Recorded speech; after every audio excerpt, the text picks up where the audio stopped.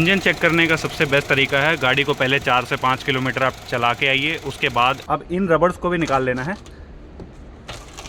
ठीक है, करना है ये जो सीलेंट होती है इनसाइड अंदर की साइड होती है, इसको नाखून से ऐसे दबा के देखना है। ये सीलेंट टूट तो ये होती है साइड वॉल, बेसिकली ये इतना हिस्सा साइड वॉल का होता है। इस पे चेक करना है कोई पंक्चर वगैरह तो नहीं है। मैंने जब स्टार्ट किया तो ये बिलिंग कर रहा था, तो सबसे पहले इन तीनों पिलर्स को चेक करेंगे एक एक करके कि वेल्डिंग स्पॉट जो दिख रहे हैं ये विजिबल होने चाहिए, ये दिखने चाहिए। हाँ जी दोस्तों, नमस्कार, मेरा नाम है अमित और आज हम लोग आपको बताएंगे कि एक सेकंड हैंड कार को किस तरह से इंस्पेक्ट किया जाता है बिल्कुल डिटेल में। तो ये हमारे पास है होंडा WRV, इसका हम लोग इंस्पेक्शन करेंगे और आप लोगों को दिखाएंगे कि एक प्रॉपर इंस्पेक्शन किस तरह से किया जाता है। तो चलिए शुरू करते हैं। सबसे पहले हम लोग गाड़ी का स्ट्रक्चर चेक करेंगे, जिसमें हमें हमारी जो गाड़ी है उसको हम फेल या पास करेंगे। अगर उसमें गाड़ी पास हो जाती है फिर हम आगे बढ़ेंगे, अदरवाइज़ वहीं पे इंस्पेक्शन ख़त्म कर देंगे। ठीक है, तो बोनट हुड खोल लिया हमने और अब क्या करना है, सबसे पहला काम होता है अप्रन्स को चेक करना। ठीक है, अप्रन चेक करेंगे। इस तरह की वेल्डिंग स्पॉट जो दिख रहे हैं ये विजिबल होने चाहिए, ये दिखने चाहिए। अगर ये दिख रहे हैं तो समझ लो ओरिजिनल है। दोनों साइड होते हैं, दोनों साइड चेक करना है। ठीक है, उसके बाद चेक करना है गाड़ी का लेग। ये सामने लेग दिख रहे हैं आपको, सामने ये उस पर भी वेल्डिंग स्पॉट आपको दिख रहे हैं। ये लेग बैंड वगैरह नहीं होना चाहिए, मेजर रस्टिंग नहीं होनी चाहिए इस पर। तो इस साइड का थोड़ा सा प्रॉब्लम करेगा देखने में, लेकिन थोड़ा सा मैं दिखा देता हूँ आपको। देखिए, तो ओके है वैसे तो। बाकी अब आ जाते हैं गाड़ी के राइट हैंड साइड पे। राइट हैंड साइड पे हमें क्या चीज़ें देखनी हैं, तो ये A पिलर, ये B पिलर और ये होता है गाड़ी का C पिलर। ठीक है, तो सबसे पहले इन तीनों पिलर्स को चेक करेंगे एक एक करके। रबड़ उतार ली मैंने। देखिए, ये वेल्डिंग स्पॉट ये भी दिखने चाहिए यहाँ पे। ठीक है, इधर से भी उतार के देख लो, ये वेल्डिंग स्पॉट यहाँ भी विजिबल होने चाहिए। उसके बाद C पिलर पे आते हैं।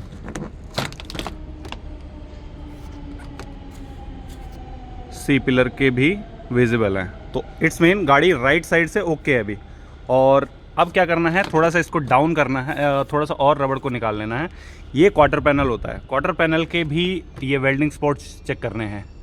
ये देखिए, ठीक है, राइट हैंड साइड कंप्लीट हो गई। अब चलते हैं रियर साइड पे। तो दोस्तों रियर साइड पे आ गए हैं। अब रियर साइड में कौन कौन सी चीज़ें चेक करनी है, देखिए क्वार्टर पैनल के यहाँ भी पंच होते हैं, ये चेक करने हैं। ये देखिए,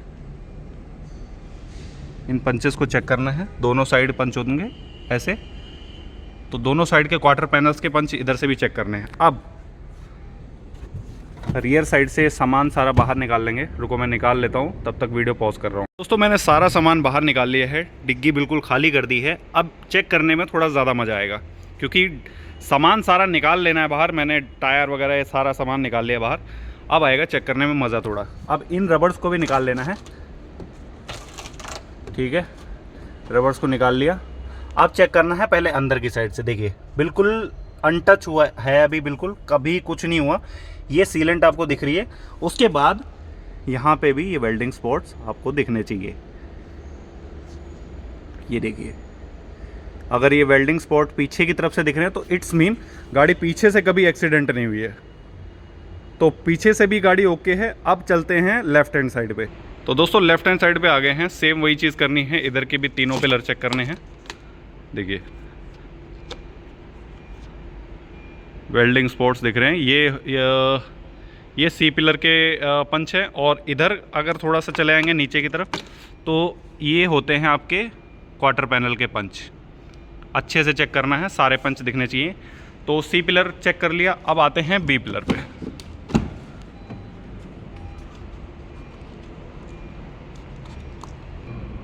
तो B पिलर के भी पंच ओके हैं। अब आते हैं A पिलर पे।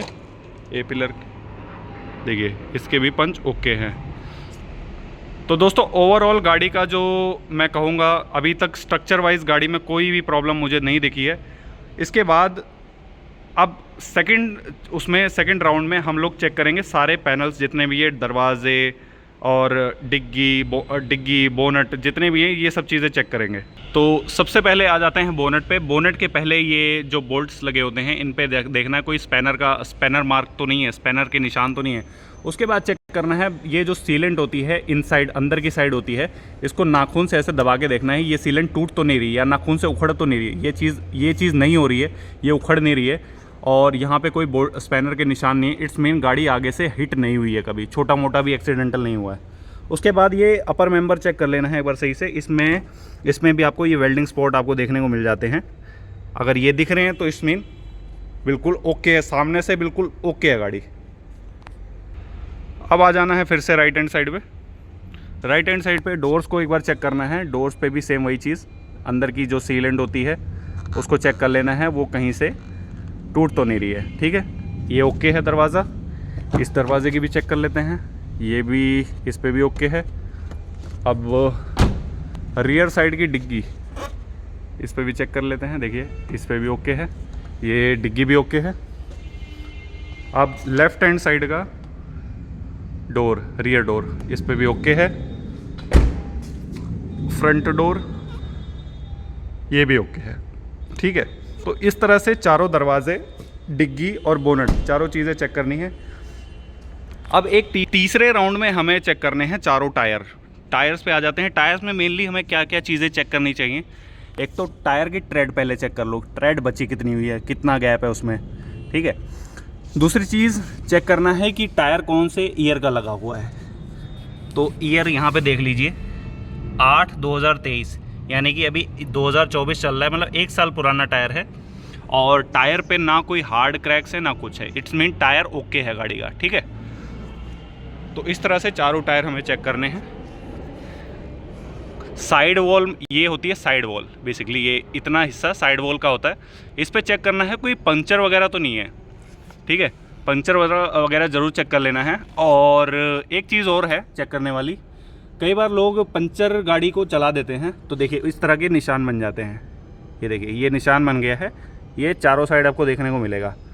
तो वैसे तो ट्रेड अभी ठीक है, लेकिन ये चीज़ चेक कर लेनी है।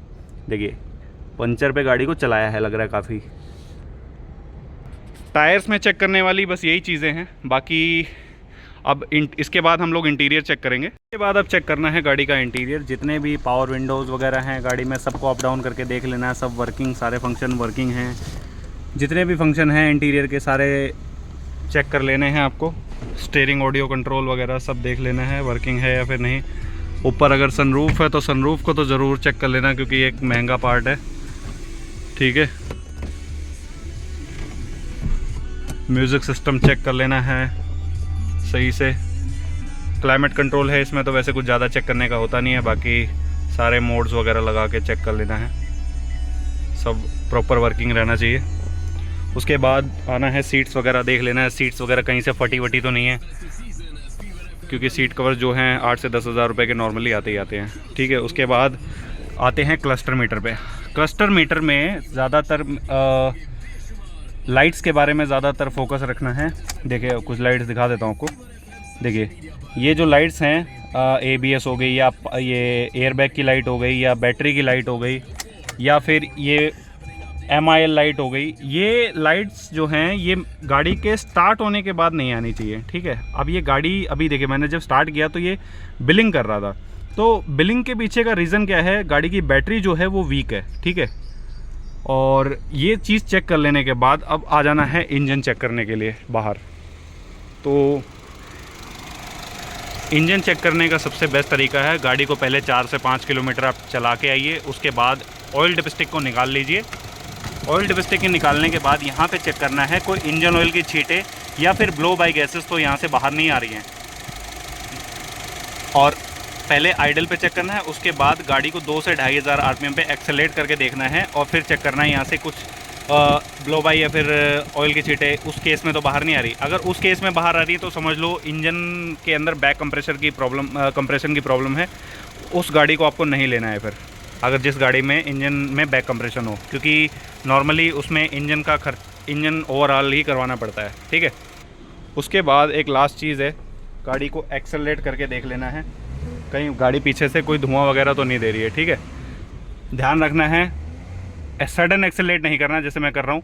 ये आना इतना 2 से 2500 आरपीएम पे होल्ड करके रखना है। उसके बाद वहाँ पे बाहर चेक करना है कि कोई धुआं तो नहीं आ रहा, ठीक है। ये होता है तरीका चेक करने का, स्मोक। तो दोस्तों यही होता है इंस्पेक्शन के अंदर। और बाकी कभी भी सेकंड हैंड गाड़ी लेने जाओ तो 2-3 चीज़ों को तो देखो यार इग्नोर करना पड़ेगा। जैसे कि गाड़ी में स्क्रैच, डेंट छोटे मोटे या छोटी मोटी कहीं से रस्टिंग है। एक होती है छोटी रस्टिंग जो स्क्रैचेस वगैरह से आ जाती है, एक होती है हैवी रस्टिंग जिससे जो पार्ट्स टूटते हैं, वो होती है हैवी रस्टिंग। तो उस केस में अगर वो रस्टिंग ज़्यादा जगहों पे दिख रही है, मल्टीपल जगहों पे दिख रही है, तो उस गाड़ी को नहीं लेना है, ठीक है। तो बाकी वीडियो अगर आपको अच्छा लगा हो तो आप मेरे को बताना, जैसा भी अपना फीडबैक हो। मैं आगे सेकंड हैंड कार्स के ऊपर और भी अच्छी अच्छी वीडियोस बनाऊंगा और भी गाड़ियों पे।